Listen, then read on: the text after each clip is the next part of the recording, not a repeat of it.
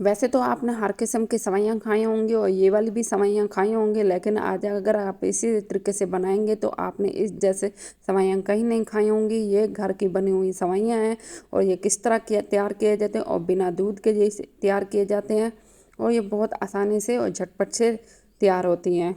और इसके लिए हमें ज़्यादा मुशक्क़त नहीं करनी पड़ेगी। ये बहुत आसानी से तैयार किए जाते हैं। बिस्मिल्लाहिर्रहमानिर्रहीम। घर की बनी हुई सेवइयों को सबसे पहले हम भूनेंगे। इसके लिए हम ऑयल लेंगे या देसी घी लेंगे और ये घर की सेवइयाँ हैं, ये बिल्कुल खुश्क हो चुकी हैं और अच्छे से ड्राई होने की वजह से बहुत ही टेस्टी बनती हैं। इसको अब हम फ्राई करेंगे। इसी तरह से हम 2 से 3 लच्छे लेंगे और इनको हम फ्राई करेंगे। ये इसी तरह थोड़े से ऑयल में और इनको इसी तरह तोड़ा जाता है। ज़्यादा बारीक नहीं तोड़ते, बस हल्का हल्का सा इसको तोड़ा जाता है और इसको लाइट गोल्डन ब्राउन करेंगे।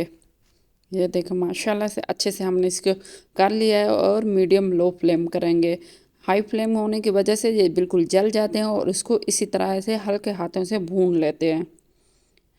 मैं उम्मीद करती हूँ आपको ये रेसिपी ज़रूर पसंद आएगी, तो आप लाइक शेयर एंड सब्सक्राइब ज़रूर कीजिएगा। अगर आप मेरे चैनल पर नए हैं तो आप चैनल को सब्सक्राइब ज़रूर कीजिएगा।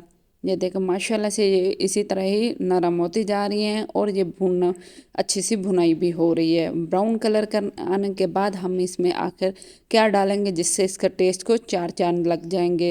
ये देखो माशाल्लाह से अच्छे से हमने फ्राई कर लिया और बहुत ही प्यारी इसकी खुशबू आ रही है। घर की बनी हुई सेवइयों की तो क्या ही बात है। और इसके साथ ही हम 1 गिलास पानी डालेंगे। ये सेवइयों पे आपको अंदाज़ा हो जाएगा, सेवइयों पे डिपेंड करता है कि हम इसमें कितना पानी डालें और ये ज़्यादा नरम भी नहीं होना चाहिए। अब बिल्कुल भी हम लो फ्लेम कर देंगे और इसी तरह पानी डाल के हल्के हाथों से इसको हिलाएंगे और मिक्स कर देंगे और इसके साथ ही हम शक्कर डालेंगे। शक्कर चाहें तो आप डाल सकते हैं, अगर आप चीनी डालना चाहें तो आप चीनी भी डाल सकते हैं।